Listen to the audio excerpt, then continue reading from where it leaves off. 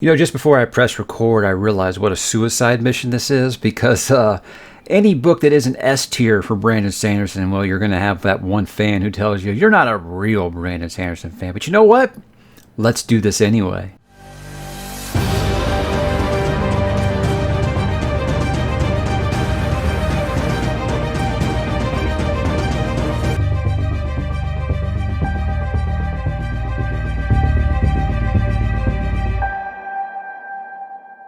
Hey, what's up, bookworms and Lord Ruler Brandon Sanderson fans? Mike is back again to talk a little Cosmere. Yes, it's been a little bit. We kind of ran through the entire Cosmere on the channel last year, and you can check out all those videos right there. And what I was really kind of trying to do last year was I was an author that I was very, very into, hadn't read everything, and before I continued to push him on everybody, I figured, well, you know, I better become well-versed in this Cosmere thing. So I read all the Cosmere last year, a few short stories discluded there, but I felt pretty good about what the coverage on the channel was, but I kind of needed a little bit of a break. So after Rhythm of War, I decided I was going to take a little break, let things kind of marinate, and then I would do this ranking the Cosmere video. Now, I want to get this out there before I get going, is that I'm not going to include White Sand because I haven't read it. And this is because even the most hardcore Brandon Sanderson fans have said, yeah, it's pretty bad.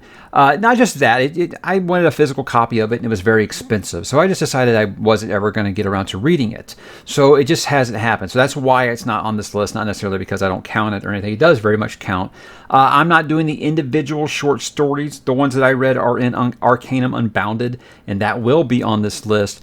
But if you're looking for like Allomancer Jack or something, you're not going to find it individually on here. So with that said, what we're going to do is we're going to kind of run through them in release order here for just the Cosmere. So if you want like the Wheel of Time books or something, obviously this isn't a Brandon Sanderson ranking, but just a Brandon Sanderson's Cosmere ranking. And I got to get this out there, guys. Yes, Brandon Sanderson is an author I absolutely love. I've got everything that he's put out in the Cosmere on hardcover out there, like I said, except White Sand, because it's impossible to get a hold of apparently. And I'm a huge fan. I've got a signed photo of Shallan on the wall there. Very big fan. I don't think all of his books are perfect. And when you do a channel like this, sometimes you have to be critical when you talk about these things. So if you just want to hear everything about how every book he's ever done is amazing, I might not be the channel for you if this is the first time you're finding the channel. But again, this is a top 5 fantasy author, maybe all time for me. So obviously I'm a very big fan. Just want to get that out there because not everything is going to be S tier. And on my S tier, the S stands for Storm. So let's go ahead and take a look at the tier list here. Now you see with my S tier, okay, it stands for Storms. My S tier is going to be Storms. That means that is the cream of the crop. It rises to the top. That is the absolute best. That's stuff I would put out there with some of the best fantasy ever written. A step below that, something I wouldn't quite call just like S tier, but really, really, really good. And I would recommend to anybody, that's going to be Colors. Now, if you've read Warbreaker, you understand what I'm doing here with these swears, because the swears in Brandon Sanderson's universe are quite unique in their own right. Then we got like kind of middle of the pack, pretty good, but nothing that I would say is going to kind of like just melt your face off amazing. But it's really good, and I think you should check it out. That's going to be By the Survivor's Scars. Then you get into the, this could have been better. Maybe something that just didn't quite meet your expectations, but still readable. I'm going to be honest here. The guy, anything he writes, he could write a poem on a napkin. It's at least going to be readable, right? Well, that's going to be Rust and Ruin. And then stuff that's just like, I'm not going to recommend this. Just go ahead and throw it into Damnation. That is What in Damnation? And that is my very original list there, guys. So yeah, a lot of creativity going on here. But like always, this is how we're going to do it. I was just going to do this as a standard ranking, but you guys love your tier lists, right? So we're going to do it like that. Now, here we go. We're going to start at the beginning with Elantris. Now, I don't know if it's in my memory that I think I had The Virus That Shall Not Be Named when I was reading this, but all I can think of is how sick I was. I had the flu. It was before we learned that the Virus That Shall Not Be Named was actually here in the States at the time. It was like January that year. So we assumed that we had it, but that's not the conversation here. The thing is, like, that's my memory, is that I was reading Elantris while that was going on. I don't think that really influenced me too much, honestly. But it's a story where what I told a good friend of mine, the friend that got me into Brandon Sanderson, was, look, yeah, this probably isn't close to my favorite Brandon Sanderson story, but if this is apparently the worst thing that he can write, because this is a lot of Sanderson fans' least favorite Cosmere book, if this is the worst that he can write, then I tell you what, man, he's a gift, and we don't deserve him, because I liked a lot of things about it. I liked the world, I liked the idea of what was going on there. Still was kind of iffy on the magic system. The Raoden just was kind of a very, very stale, boring kind of protagonist for me. And was it Sereni? Is that how you say her name? Neither one of them really just kind of got me excited or anything. So I would say this is very much a definition of kind of middle of the road. It's definitely not anything I would call bad. I just don't know if it's anything that I'd ever visit again, nor do I really want him to write a sequel to it. There is something else that takes place in that world, which we'll talk about in a little bit, that I would be more interested in seeing a follow-up to than this one. Then we get into Mistborn. This is the very first Final Empire. This is the first Brandon Sanderson book that I ever read. I knew of his name from Wheel of Time, but I didn't actually read him to a friend. Really highly recommended him to me. I was looking for something new to read after Joe Abercrombie, and he said, how about something a little lighter? How about we go with some Brandon Sanderson? I'm like, you know what? I've been meaning to do that. Why not? Let's make it happen. And I read the Mistborn trilogy all back to back to back there. And spoiler alert, guys, I liked it quite a bit. Final Empire, I thought it was a really good introduction to that world. I liked how many characters he had. I loved that crew that he put together in that book. And, you know, I've talked at length on this channel about Mistborn, why you should read it, how I got into all those things. But yeah, I really love that crew that he put together, that first book that's never quite the same after this book. So that's why this one's obviously really, really high on my list. I'm going to put it at colors. It isn't one of those where I'm going to say this is something that everyone who likes the fantasy genre is going to like. So that's why I'm going to kind of put it here at colors, which is just really, really good, but not quite ready to break through to just that. This is some of the best fantasy I've ever read. But amazing magic system, amazing protagonist, and I love the kind of mentor-mentee role kind of scenarios put up in that book. And it's a very, very good start to a really, really kick-ass world. Then we get into the follow-up, which is a Well of Ascension. And this is where I first got the taste of how Sanderson likes to write life at court, life in politics, and things like that. And in-world politics are obviously something that can really make or break a novel. Like I thought the in-world politics in Elantris really, really broke the story. Whereas in this, I feel like they're very, very good. There's lots of stuff that I feel like he really put in a way that felt fantastical. It wasn't allegory for anything, unless you're really looking for it hard. It just felt completely original, and it was very unexpected, some real twists and turns. But it didn't quite match Final Empire for me. It was much more political, like I said, and a little less on the action and development. And the love story really kind of cranked to 11 in this one. And it might have kind of started to feel a little forced in some parts, but we'll talk about that here in a minute, how I think that ended up. So it doesn't quite go past Final Empire, but I still am going to put it on this colors tier right here behind Final Empire, because it is a very, very good book, especially if you are a fan of Eland or Elend or however you guys like to say it. I still get crap for saying Eland, whatever. Even Sanderson himself said, say the names how you want to say them.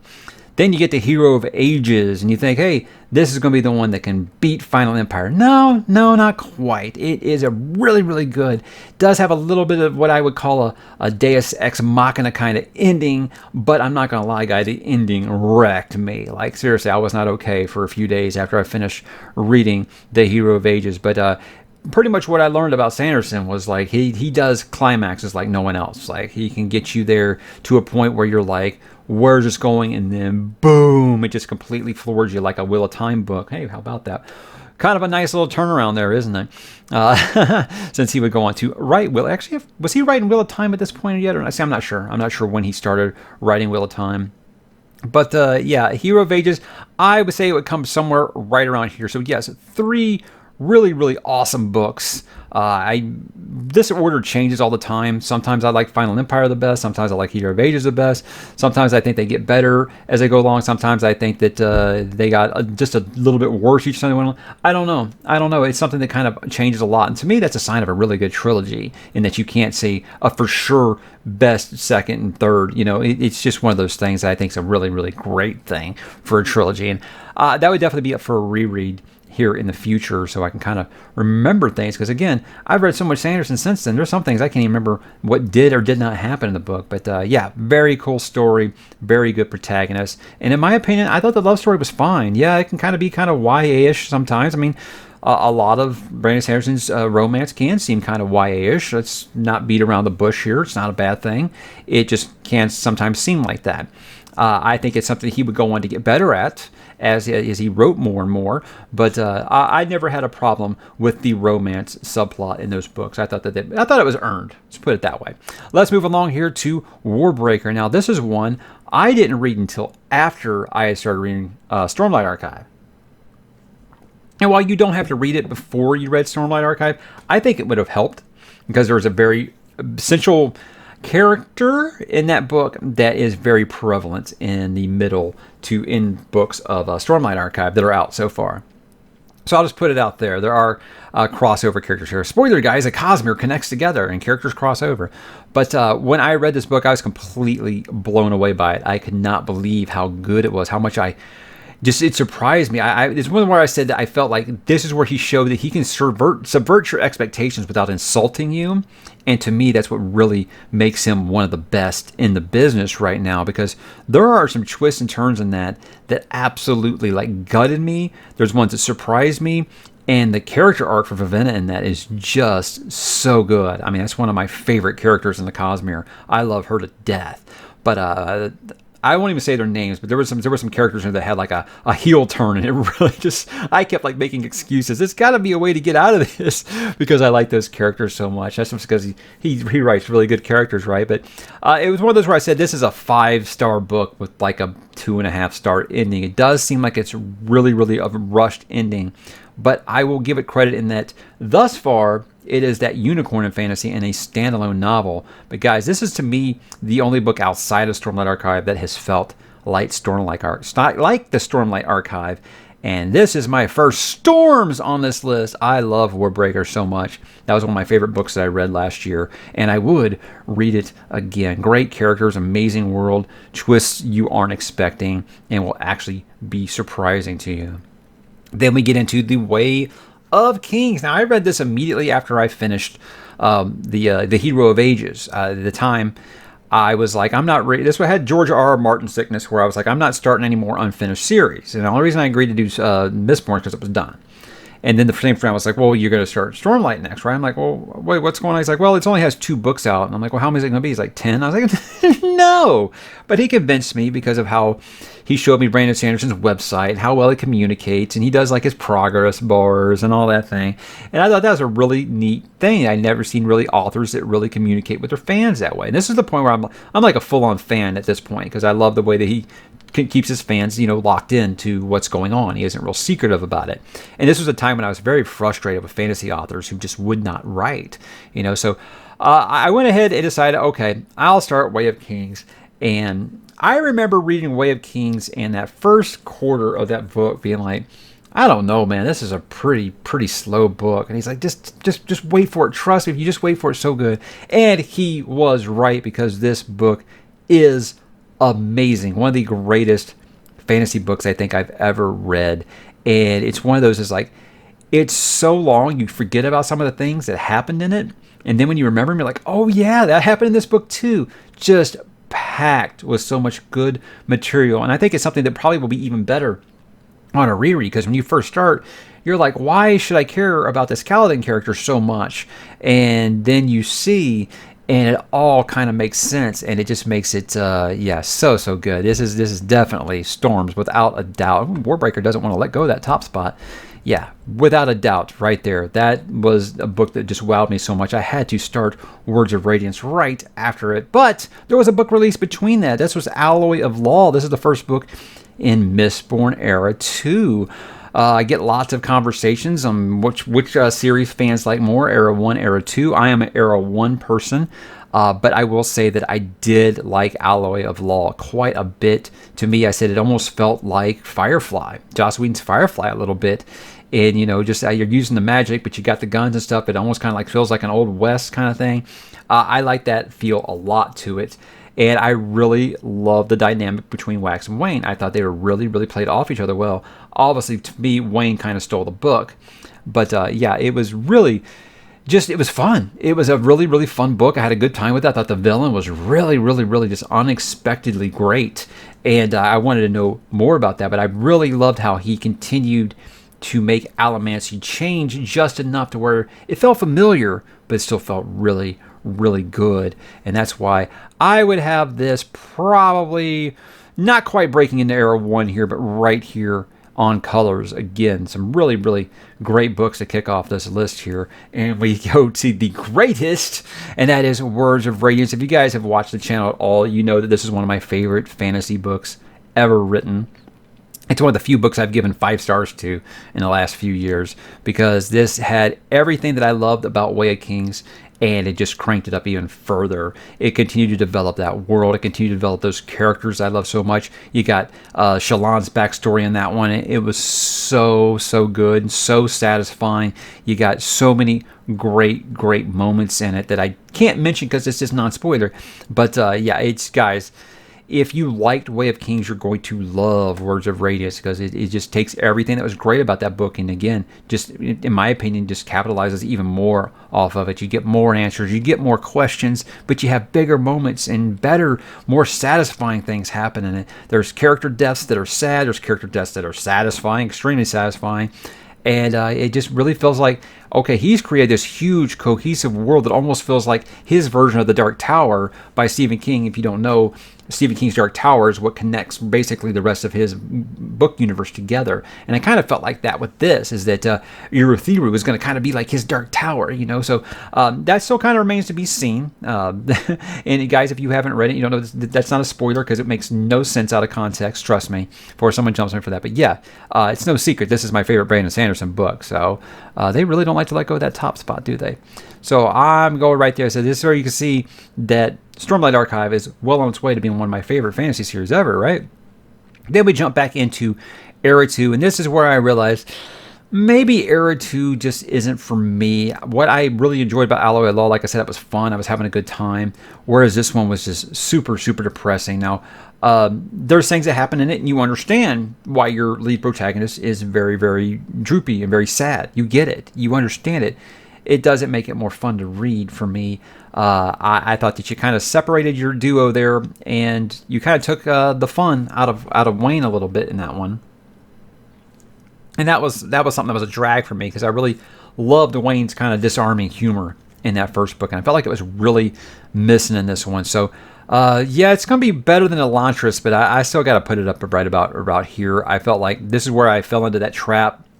I'm kind of like the Star Wars sequel trilogy, in that I realized I like the original characters a lot, but it's the new characters that weren't really doing anything for me. So yeah, it was a kind of a big miss for me.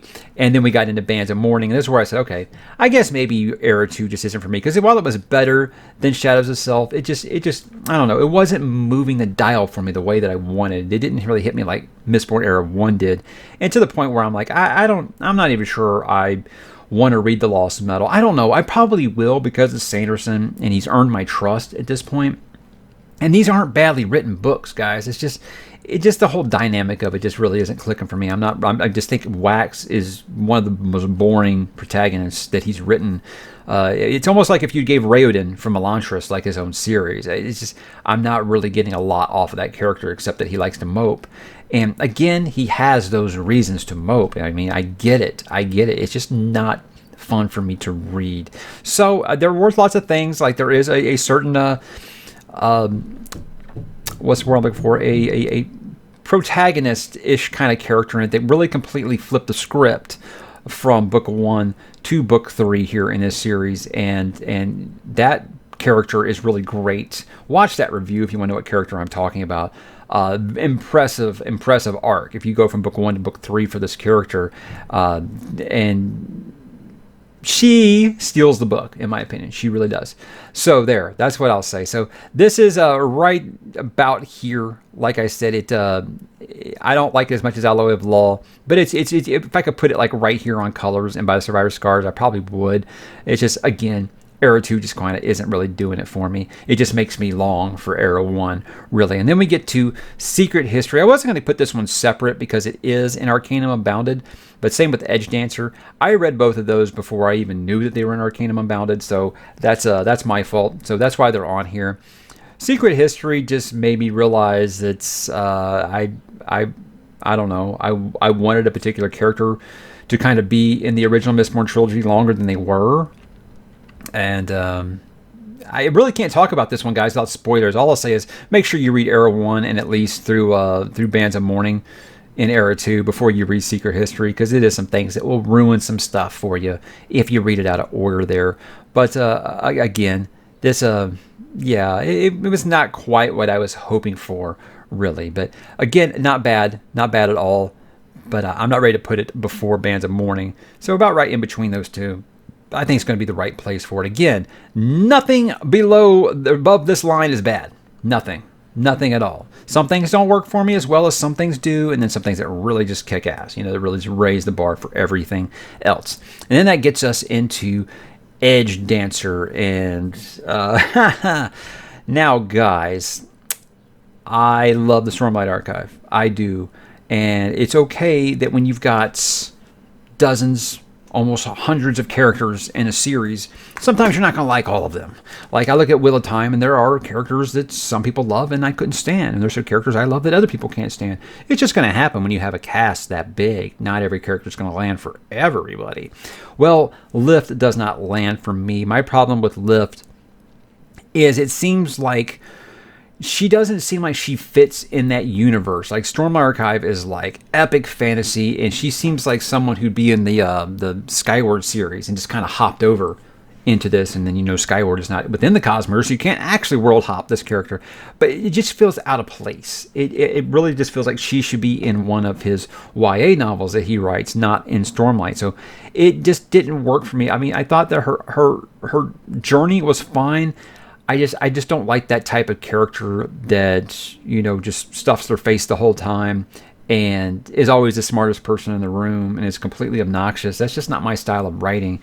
And I feel like she kind of brings Stormlight Archive down a little bit. And it started here. And this thing was like, this wasn't even the worst part. So yeah, this is the only one I'm probably going to have right here, guys, at Rust and Ruin.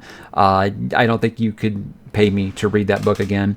But again, I do like that it did flesh out the world a little more. Getting to see new areas of Roshar is always really, really cool. So I'll give it that.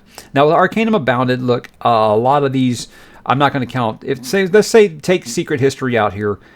Why this book is going to be so high, guys, is because it has the Emperor's Soul in it. And I think that the Emperor's Soul is one of the best stories that he's ever written. I think it is superb. And if I was just doing Emperor's Soul by itself, it'd probably be up here in Storms. But since there are other things in here, like some of those short stories, which were just okay for me, really, I'll put it back here at the end of Colors, like right about here. But the reason it's so high where it's at as a collection is because Emperor's Soul is just fantastic. And that's the one that takes place in the same world as Elantris. And that's a storyline and characters I would like to see again. I love the magic system that he had in that. Such a neat idea. And it's just a very, very satisfying story. And when you realize it's only like 140 pages, it's just so good. I would want to see him revisit those characters and revisit that world and that story again, because it's just so good. If you haven't read that one, make a point to do it ASAP. Then we get to Oathbringer. I don't know with this one, when it first came out, it was hard for me to, I think, separate how much I love Words of Radiance and then kind of go into something different. Because, look, Dalinar is my favorite character in the Stormlight Archive. So I was excited that it was his flashback book. I was very excited about that. I don't want to say that it was like kind of a disappointment. It was kind of tough to read in some spots, and then you got to Act 4 or Part 4 in that book, which was in this little thing called Shadesmar. And again, these aren't spoilers if you haven't read it, guys, because this is all out of context. You have no idea what I'm talking about. Basically, anything that happens in Shadesmar in that book is quite a drag. It really, really is. But it has the most amazing final act, I think, in any of the Stormlight books. The most, just, if you want action, this has all that and more. It has an amazing confrontation between certain characters that's just like, oh my god, like goosebumps while you're reading. And one of the most quotable lines ever, if you talk about quoting a book to people who have no idea what you're talking about, and you will use it. But yeah, the final act is like full on like Avengers Endgame. It's just like all of these stories just kind of like come together, and you have this one just completely badass fight, and it's so good. But yeah, that Act 4 is what keeps it being like, I'd put it on like third for my Stormlight books. But again, this is still, to me, an S tier book. It really still is. It continues that world that's just so amazing, and gives you even more questions. It gives you more answers, but even more questions. And so these are good questions. These are the ones you're like, okay, he gives me a little more each one, but he gives me a lot more questions with each one. And it just continued that trajectory of, okay, look, it wasn't as good as the second book for me, but again, the second book is one of the best books I've ever read. So I didn't expect that. And I didn't think it quite reached Way of Kings or Warbreaker, but it's right there. It's right there. Again, any of these first 4 books, yes, I would read them again because they're awesome. They really are. Then we get to the last 2 here. Dawn Shard. I don't know how many people want to count that, but I did read it right before I read Rhythm of War. I don't know if I'm saying it right, if it's Risen, if it's Reason. I'm not really sure. Didn't really do very much for me either way. I kind of left it just kind of okay. I guess it could mean something later. If you know anything about me, I'm not real big into seafaring books, maritime books. It's just not my bag. I don't know if it's Moby Dick PTSD from when I was younger and I was forced to read that. Definitely not bad. Again, look, guys, Sanderson couldn't write a bad story if he tried. Okay, I really believe that. But this one's just kind of forgettable. I wouldn't go as far as to call it Rust and Ruin, but it would be at the bottom of like Survivor Scars. It's just okay, whatever. Didn't do very much for me either way, and I just didn't really care about the protagonist very much. And then the most recent release, this is the Rhythm of War. I think what really dragged this book down for me, and if you watched the exhaustive coverage I did of this book when it came out, I got a lot of thumbs down in my live stream the other day. I think it was because I said that I felt like Rhythm of War was one of my biggest disappointments last year. And I'll never hide these things. I mean, look, my expectations after those first 3 books were sky high. They really were. And I'm not going to judge the book just based off of expectations. But I felt like there was just way too much of this book based on like fabrial science and different types of light and stuff that, if you're just a world building person first, yeah, this is probably your jam. You probably love this. I felt like half of this book was a chore almost at times. So, I mean, it's still Stormlight and it still has those really great moments in it.